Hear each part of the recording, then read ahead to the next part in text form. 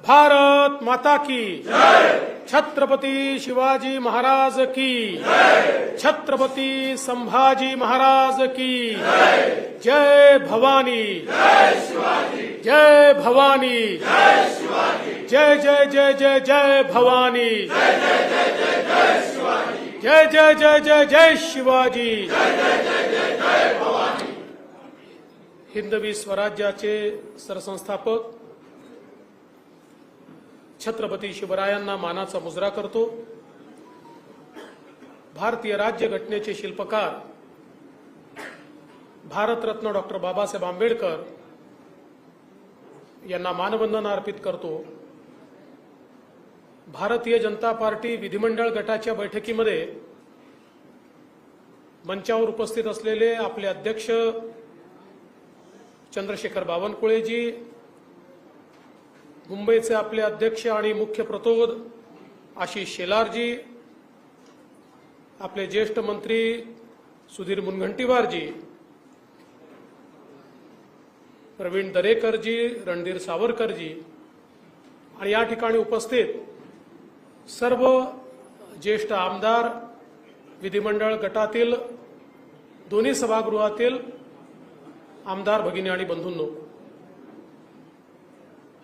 आज आपल्या विधिमंडळ गटाची ही बैठक निवडणुकीच्या पार्श्वभूमीवर आपण या ठिकाणी आयोजित केली आणि ही बैठक आयोजित करताना एकीकडे आपल्या सगळ्यांच्या मनामध्ये प्रचंड आनंद देखील आहे। कालच देशाच्या इतिहासामध्ये सलग तिसऱ्यांदा प्रधानमंत्री बनणारे, म्हणजे यापूर्वी फक्त जो रेकॉर्ड नेहरूजींच्या नावावर आहे त्याची बरोबरी करणारे, अखिल विश्वामध्ये ज्यांच्या नावाचा डंका वाजतो असे आपल्या सर्वांचे नेते माननीय नरेंद्र मोदीजी यांची एनडीएने एकमताने निवड केली आणि त्यांचं अभिनंदन करण्याकरता आज आपण सगळे या ठिकाणी एकत्रित आलोत। आणि हे खरं आहे की एकीकडे जसा आनंद आपल्याला आहे की देशामध्ये लोकांनी पुन्हा मोदीजींवर आणि एनडीएवर विश्वास दाखवला, त्याचवेळी निश्चितपणे आपल्या मनात ही सल देखील आहे की मोदीजींच्या यशामध्ये सिंहाचा वाटा 14 आणि 19 मध्ये आपला होता, यावेळी तो वाटा आपण उचलू शकलो नाही आणि म्हणून एकदा पुनरावलोकन व्हावं आणि नव्याने आपल्याला स्ट्रॅटेजी तयार करता यावी, या दृष्टीने देखील आजची बैठक महत्त्वाची आहे। आणि त्यासोबत खरं म्हणजे आपण सगळ्यांनी हा निर्धार केलाय की महाराष्ट्रामध्ये जे काही अपेक्षित यश आलं नाही त्याची कारणं त्या ठिकाणी शोधून ती कारणं कशी दूर करता येतील आणि विधानसभेच्या निवडणुकीमध्ये पुन्हा एकदा महायुतीचं सरकार कसं आणता येईल हा जो निर्धार आपण सगळ्यांनी व्यक्त केला त्याबद्दल देखील मी आपल्या सर्वांचे मनापासून आभार मानतो। खरं म्हणजे उन्हाळा संपतोय, काहिली पण संपते आहे, पावसाळा जवळ आलेला आहे आणि पाऊस पडत असताना जे पेरलं जातं सप्टेंबर, ऑक्टोबर, नोव्हेंबर तेच उगत असतं।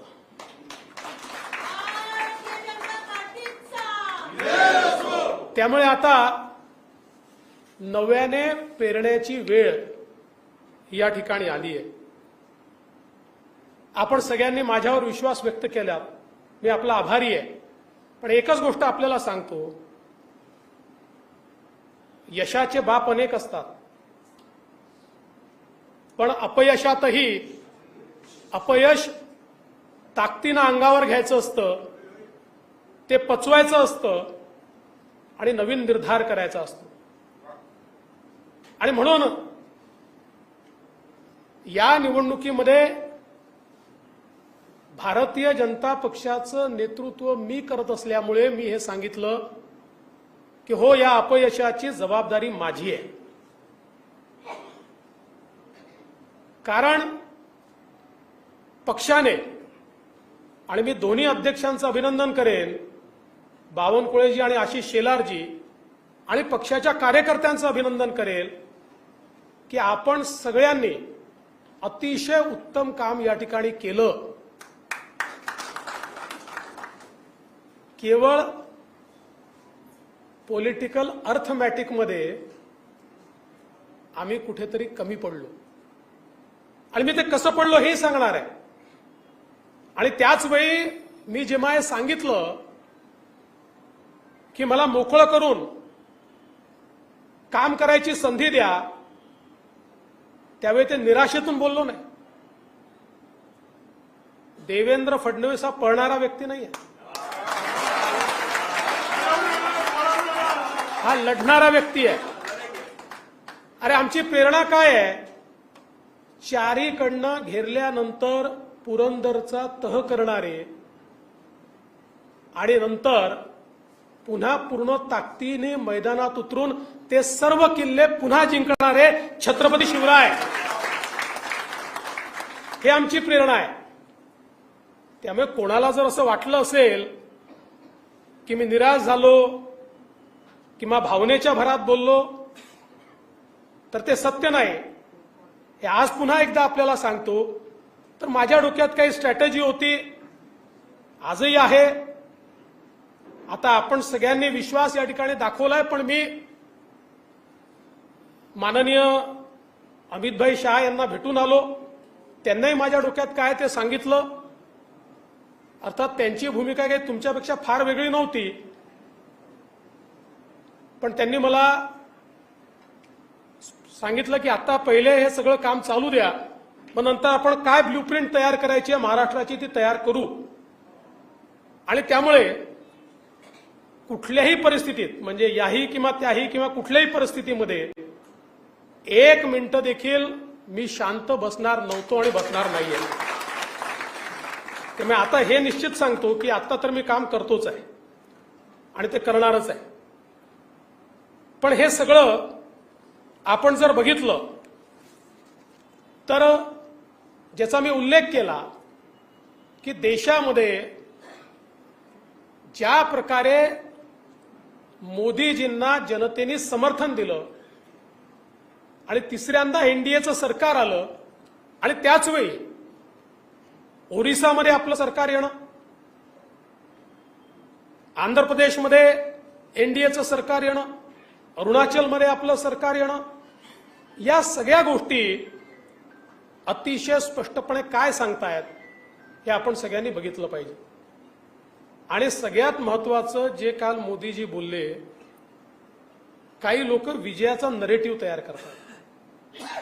विजयाचा नरेटिव्ह तयार करणाऱ्याची बोलती एकाच वाक्याने बंद झाली की त्यांना 3 निवडणुका मिळून जेवढे सीट मिळाल्या त्यापेक्षा जास्त, म्हणजे 14ला, 19ला आणि 24ला 3 निवडणुका मिळून त्यांना जेवढ्या जागा मिळाल्या त्यापेक्षा जास्त जागा या एकाच निवडणुकीमध्ये देशामध्ये भारतीय जनता पक्षाला मिळाल्या. आणि अख्ख्या इंडिया आघाडीला जेवढ्या जागा मिळाल्या त्यापेक्षा जास्त जागा या भारतीय जनता पक्षाला मिळाल्या. आपण जर महाराष्ट्राचा विचार केला, महाराष्ट्रामध्ये देखील मी ज्याला पॉलिटिकल अर्थमॅटिक म्हटलं ते का महत्वाचं आहे, तर महाराष्ट्रामध्ये महाविकास आघाडीला मिळालेली मतं 43.9%. आणि महायुतीला मिळालेली मतं 43.6%, म्हणजे अर्धा टक्काही नाही, 0.3% एवढी फक्त मतांमधली गॅप आहे. पण त्याचा परिणाम असा आहे की तिकडे 31 आहेत आणि इकडे 17 आहेत. हे पॉलिटिकल अर्थमॅटिक हे आपण या ठिकाणी समजून घेतलं पाहिजे की महाविकास आघाडीला 2,50,00,000 मतं आहेत, आपल्याला 2,48,00,000 मतं आहेत. याचा अर्थ काय आहे तर केवळ 2 लाख मतं त्यांना आपल्यापेक्षा अधिक मिळाले आहेत. पण जागांमध्ये मात्र ट्रान्सलेट होताना ते मोठ्या प्रमाणात झाले आहे. आणि ते का झाले आहेत हे देखील मी आपल्याला सांगणार आहे. मुंबईचा विचार केला तर मुंबईमध्ये त्यांना 24 लाख मतं आहे आणि आपल्याला 26 लाख मतं आहेत. 2 लाख मतं आपल्याला मुंबईमध्ये अधिक आहे, पण त्यांना 4 जागा मिळाल्या आणि आपल्याला 2 जागा मुंबईमध्ये या ठिकाणी मिळालेल्या आहेत. खरं म्हणजे याचं विश्लेषण जर आपण केलं, पहिली गोष्ट, आपण केवळ 3 पक्षांशी लढत नव्हतो, आपण एका चौथ्या पक्षाशी लढत होतो आणि तो चौथा पक्ष होता खोटा नरेटिव्ह. ज्या नरेटिव्हला आपल्याला वाटलं या 3 पक्षांना रोखलं तर आपला विजय होईल, पण आपल्या लक्षात आलं नाही की चौथा पक्ष जो यांच्याकरता काम करतो आहे त्याला आपण रोखू शकत नाही किंवा रोखू शकलो नाही किंवा त्याची तयारीच आपण केली नाही. आणि मग आपण सगळ्यांनी बघितलं संविधान बदलणार, संविधान बदलणार, संविधान बदलणार हा विषय इतका खालपर्यंत गेला आणि त्या मनाने आपण त्याला इफेक्टिव्हली काउंटर केलं नाही. त्याचा इफेक्ट जेव्हा आपल्या लक्षात आला तेव्हा चौथी फेरी आली, चौथा टप्पा आला होता. आणि म्हणून तुम्ही बघा पहिल्या 3 टप्प्यांमध्ये 24 जागांमध्ये केवळ 4 जागा आहेत आपल्याला. आपल्या सगळ्या जागा या दुसऱ्या 24 जागांमध्ये आल्या. कारण मग आपण इफेक्टिव्हली आपल्याला लक्षात आलं की हे खोटं बोलतायत पण ते पर्क्युलेट होत आहे. कुठेतरी सामान्य माणसाला असं वाटतंय की खरंच घडेल का बाबा, मग मोदीजी तर येणारच आहे, मग आता आपण थोडं सेफ का राहू नये. अशा प्रकारे विशेषतः दलित समाजामध्ये, आदिवासी समाजामध्ये हा नरेटिव्ह हा मोठ्या प्रमाणात या ठिकाणी तयार झाला. पण एक गोष्ट लक्षात ठेवली पाहिजे की असा जरी नरेटिव्ह तयार झाला तरी हा नरेटिव्ह एखादी निवडणूक चालतो, पुढच्या निवडणुकीत तो चालत नाही. कुठल्याही खोट्या मुद्द्याची ताकद ही एका निवडणुकीपुरतं असते, त्याच्यानंतर त्याची ताकद ही 50, 60, 75% कमी होते आणि आपण ती 100% कमी करू शकतो. या संदर्भात योग्य कारवाई आपण करू. आणि मला विश्वास आहे कालच माननीय मोदीजींनी आणि मागच्याही काळात जेव्हा जेव्हा मोदीजी पंतप्रधान झाले, मोदीजींनी पहिलं काम जर काही केलं असेल तर नेता निवडीच्या आधी संविधानाची पूजा केली आहे. कालही मोदीजींनी संविधानाची पूजा केली आणि मोदीजींनी सांगितलं भारताचं संविधान हे माझ्याकरता सगळ्यात महत्वाचं आहे. आणि आता संविधानाला 75 वर्ष पूर्ण होत आहेत, त्यामुळे पुढचं 1 वर्ष भारताच्या संविधानाचा महोत्सव हा या देशामध्ये निश्चितपणे या ठिकाणी साजरा केला जाणार आहे. हे माननीय मोदीजींनी आपल्याला सांगितलं. दुसरा नरेटिव्ह काय तयार झाला, पक्ष फोडाफोडी वगैरे, त्याच्यावरही पुढे सांगतो, आकडेवारीतनं सांगतो. खरं म्हणजे ते सत्य नाही आहे. उलट जर त्यांच्या यशाचं आपण डिसेक्शन केलं तर त्यांना कुठे मतं मिळाली आणि कुठे नाही मिळाली यातनंच हा नरेटिव्ह किती फोल आहे हे आपल्या लक्षात निश्चितपणे येईल. त्यासोबत विशेषतः मराठवाड्यामध्ये खरं म्हणजे मला अतिशय आश्चर्य वाटलं. नरेटिव्ह तयार केला मराठा समाजात. आता बघा हे देखील आश्चर्य आहे की नाही, मराठा समाजाला दोन्ही वेळी आरक्षण आपण दिलं. मराठा समाजामध्ये त्या ठिकाणी सारथी सारखी संस्था असेल, अण्णासाहेब पाटील आर्थिक विकास महामंडळ असेल, फी सवलतीची योजना असेल, हॉस्टेलची योजना असेल, स्वाधारची योजना असेल, या सगळ्या गोष्टी या आपल्याच काळात झाल्या. आणि असं सांगितलं जातं आपल्याला की मराठा समाजाचा फटका पडला आणि ज्यांनी 1980 पासनं मराठा आरक्षणाला विरोध केला, 80 पासनं ज्यांनी मराठा आरक्षणाला विरोध केला, त्यांच्या पडल्यात मतं गेली, त्यांच्याकडे मतं गेली. याचा अर्थ काय आहे? याचा अर्थ एवढाच आहे की हे पण टिकणार नाहीये, हाही बुद्धिभेद टिकणार नाहीये. हा जो काही नरेटिव्ह तयार करण्याचा प्रयत्न झाला आणि काही प्रमाणात यशस्वी झाले, फार मोठ्या प्रमाणात झाले असं नाही, कारण मोठ्या प्रमाणात जर यशस्वी झाले असते तर 43% मतं भाजपला मिळाली नसते. हा आपला जो मतदार आहे तो जर सगळा गेला असता तर 44% मतं आपल्याला मिळाले नसते. किंवा एकूण जर आपण 2019च्या मतांशी भाजपाचंच कंपॅरिझन केलं तर आत्ताच बावनकुळे साहेबांनी सांगितलं की आपले प्रत्यक्ष मतं हे त्यापेक्षा वाढले आहे आणि टक्केवारीचा विचार केला तर 1% आपले कमी झाले. त्यापेक्षा जास्त मतं आपले 2019 पेक्षा कमी झालेले नाही. त्यामुळे हे जे काही नरेटिव्ह या ठिकाणी तयार करण्यात आले, मग एक नरेटिव्ह तयार केला की महाराष्ट्रातले उद्योग पळवले. खरं म्हणजे प्रत्यक्ष आकडेवारी जर आपण बघितली तर 2022-23ला आणि 2023-24ला दोन्ही आपल्या काळामध्ये महाराष्ट्र आपण इन्व्हेस्टमेंटमध्ये पहिल्या क्रमांकावर आणला. उद्धव ठाकरेंच्या काळामध्ये महाराष्ट्र हा खाली होता. उद्धव ठाकरेंच्या काळात गुजरात आणि त्यानंतर कर्नाटक क्रमांक 1 वर होतं. यावर्षी तर आपण अशी अवस्था आणली, गुजरात, कर्नाटक, दिल्ली यांची एकत्रित बेरीज केली तरी त्यापेक्षा जास्त इन्व्हेस्टमेंट ही महाराष्ट्रात आली आहे. आता गुजरात आमच्याशी कॉम्पिटिशन देखील करू शकत नाही. असं असताना नरेटिव्ह रोज खोटं बोलायचं आणि रोज सांगायचं उद्योग पळवले, उद्योग पळवले, उद्योग पळवले. आता ही जी आकडेवारी आहे हीच आकडेवारी सांगते की जर उद्योग पळाले असते तर गुजरातच्या दुप्पट आणि गुजरात, कर्नाटक, दिल्ली यांच्यापेक्षा एकत्रितपेक्षा जास्त उद्योग आणि इन्व्हेस्टमेंट ही आपल्याकडे कशी आली असती.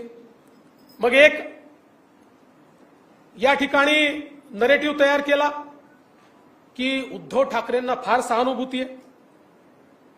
मग उद्धव ठाकरेंना जर सहानुभूती होती तर कुठे दिसायला पाहिजे होती? मुंबई आणि कोकणमध्ये दिसायला पाहिजे होती ना. ठाण्यापासनं तर कोकणच्या शेवटच्या टोकापर्यंत उद्धव ठाकरेंची एकही जागा नाही. उबाठाला एकही जागा मिळालेली नाही.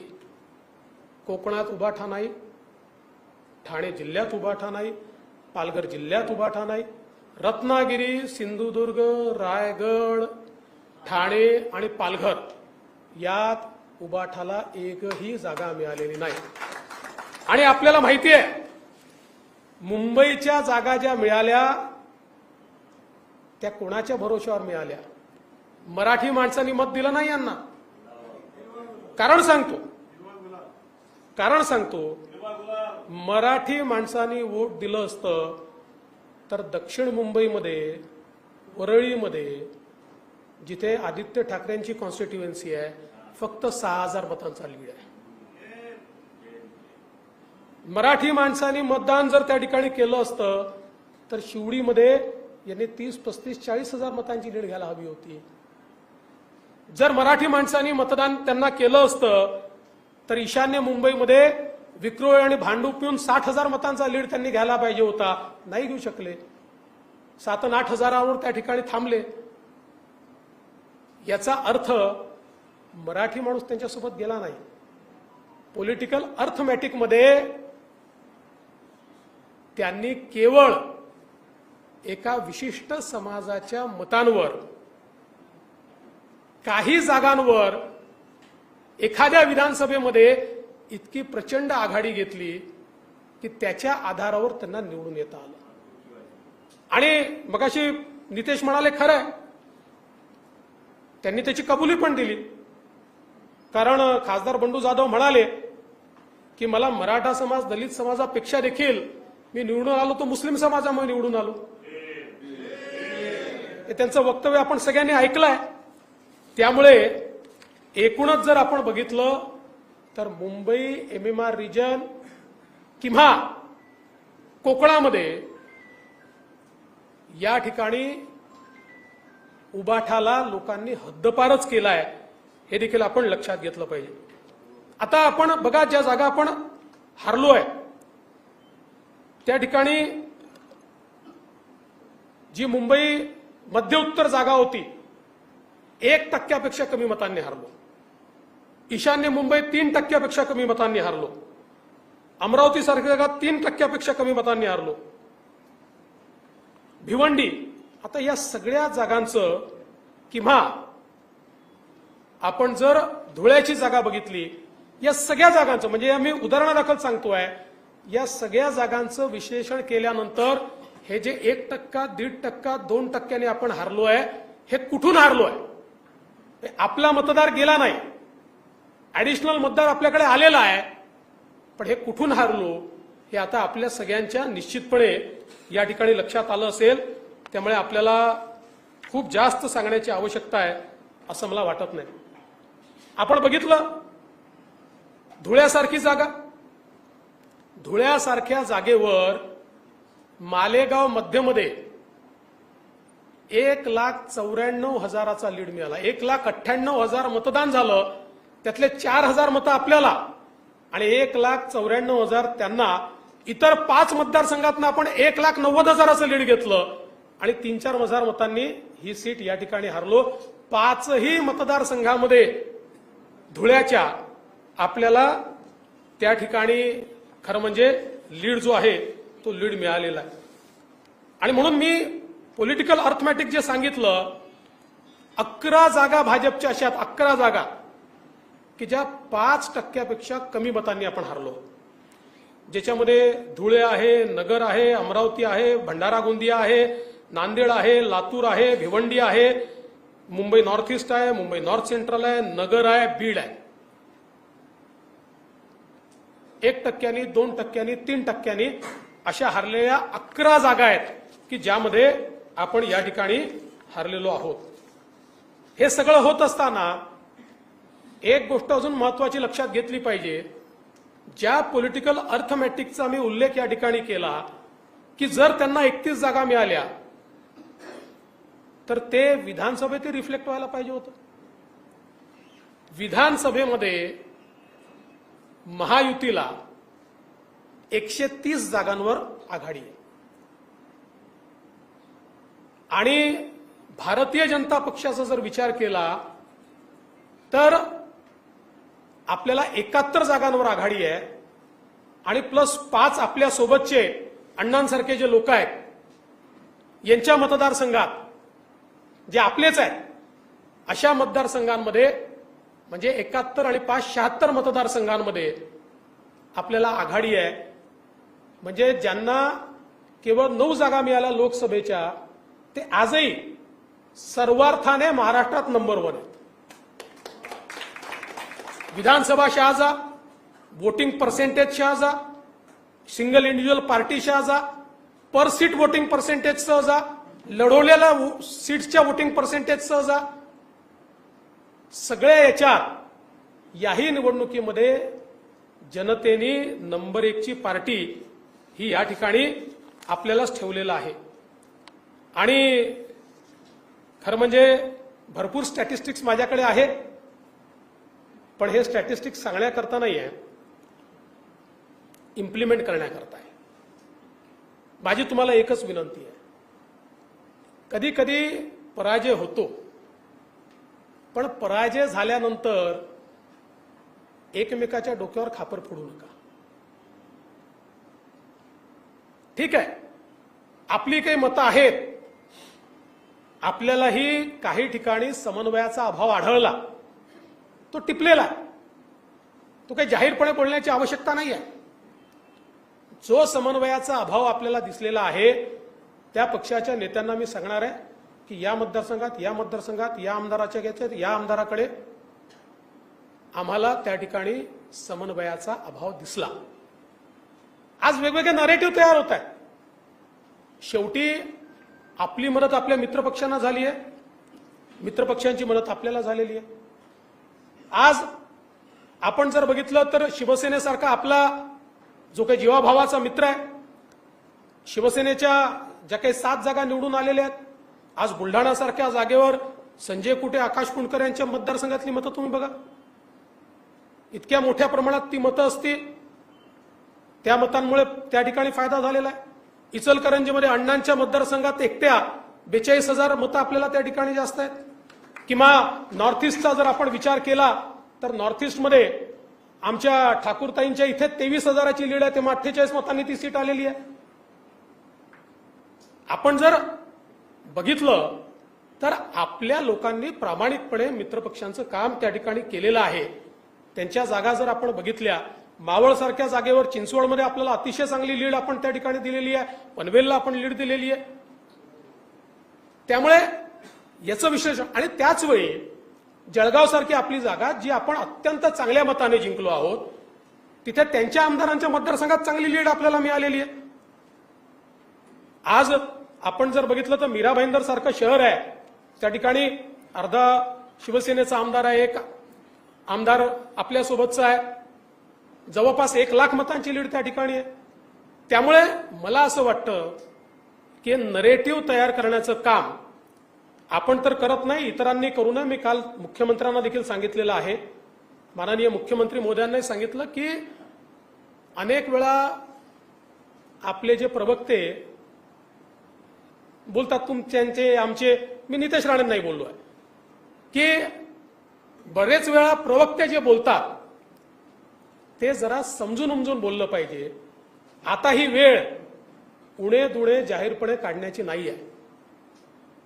आज आपण बघितलं असेल तर राष्ट्रवादी काँग्रेसचे तटकरे जी निवडून आले, पेणसारख्या आपल्या मतदारसंघामध्ये अतिशय चांगली मतं त्या ठिकाणी मिळाली, इमानदारीने सगळ्यांनी काम केलंय। त्यामुळे एकमेकाला सोबत घेऊन चालणं हे अत्यंत महत्वाचं आहे। आणि म्हणून माझी अपेक्षा ही आहे की भारतीय जनता पक्षातर्फेही, आणि मी काल आम्ही बसलो होतो त्यावेळेस माननीय मुख्यमंत्री महोदयांनाही सांगितलं आणि अजितदादांनाही सांगितलं की आता वेगवेगळे विश्लेषण करू नका, आता एका सुरात सगळ्यांनी बोललं पाहिजे। आहे ना, सगळ्यांच्या काही ना काही तक्रारी आहे, त्या तक्रारी नेत्यांनी समजून घेतल्या पाहिजेत। आता बाहेरचं कशाला, आपल्याच मतदारसंघामध्ये ईशान्य मुंबईमध्ये 2 दिवसात 2 न्यूज आल्या। एक दिवस न्यूज आली मीरकोटेच्या कसे पडले, कोणी काम नाही केलं, मग दुसऱ्या दिवशी न्यूज आली दुसऱ्यांनी कसं काम नाही केलं। आता अशा प्रकारच्या बातम्या, या पेरण्याचं काम, या बातम्या त्या ठिकाणी जाहीरपणे आणण्याचं काम, या सगळ्या गोष्टी कुठेतरी पक्षाकरता योग्य नाही आहेत, महायुतीकरता योग्य नाही आहेत। म्हणून माझी आपल्या सगळ्यांना विनंती आहे, एकच गोष्ट लक्षात ठेवा, तुमच्या समोर मांडलेलं जे स्टॅटिस्टिक्स मी आहे, म्हणजे वेन वी परफॉर्म वर्स्ट असं जेव्हा म्हटलं जातं त्याही वेळी आपली ही स्थिती आहे। 130 जागा, खरं म्हणजे ते थोडं कन्फ्युजन, 133 जागा होतील कदाचित त्या। म्हणजे अशाही परिस्थितीमध्ये आम्ही इतक्या जागांवर जर पुढे आहोत तर विधानसभेमध्ये हे बदलणं कठीण नाही आहे। कारण मी सांगितलं, खोट्या नरेटिव्हची जी काही लाईफ असते ती संपली आहे। ताकदीनं आपण पुढे गेलो तर मला विश्वास आहे, 100% विश्वास आहे की या विधानसभेमध्ये किती मतांचा फरक करायचा आहे, 3-3.5% मतं। 51% करता 3-3.5% मतांचा फरक करायचा आहे। सगळ्यांनी ताकद लावली तर आपली ताकद नाही का 3-3.5% मतं बदलवायची। मी तुम्हाला सांगू, 3-3.5% नाही, जे काही पॉलिटिकल अर्थमॅटिक आहे 1.5% मतं अजून आपली मतं जी लोकसभेत मिळाली ती कायम ठेवून 1.5% मतं अधिक मिळवली तरी आपण विधानसभा स्वीप करू। आणि म्हणून मला असं वाटतं, एकीकडे हा आनंद निश्चित आपण मनवला पाहिजे की माननीय मोदीजी देशाचे तिसऱ्यांदा प्रधानमंत्री होत आहेत आणि काल त्यांनी सांगितलं आहे पहिले 10 वर्ष हा ट्रेलर होता, असली पिक्चर अभी बाकी आहे. आणि मला विश्वास आहे की आपण सगळे पूर्ण ताकदीने मैदानात उतरू, आपल्या मित्रांना घेऊन मैदानात उतरू. माननीय मुख्यमंत्री एकनाथराव शिंदेजी असतील, अजितदादा असतील, सगळे मिळून मैदानात उतरू आणि पुन्हा एकदा मैदान फत्ते करू, हा मला विश्वास आहे. आपण सगळ्यांनी मिळून जो विश्वास माझ्यावर दाखवला, मी त्याबद्दल आपल्या सगळ्यांचे आभार मानतो. खरं म्हणजे तो तुम्ही दाखवला नसतात तरी मला हे माहितीच होतं की तुमचं विश्वास आणि प्रेम माझ्यावर आहे. फक्त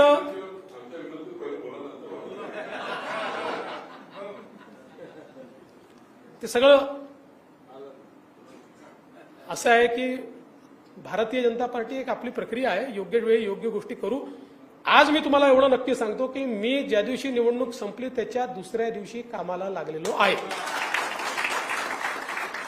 आणि आपल्याला कोणी कामापासून थांबवू शकत नाही. पूर्ण ताकदीने पुन्हा एकदा जोपर्यंत या महाराष्ट्रामध्ये महायुतीचा झेंडा रोवत नाही तोपर्यंत मी थांबणार नाही. तुम्ही पण थांबू नका अशी विनंती करतो आणि माझं बोलणं संपवतो. धन्यवाद. जय हिंद, जय महाराष्ट्र.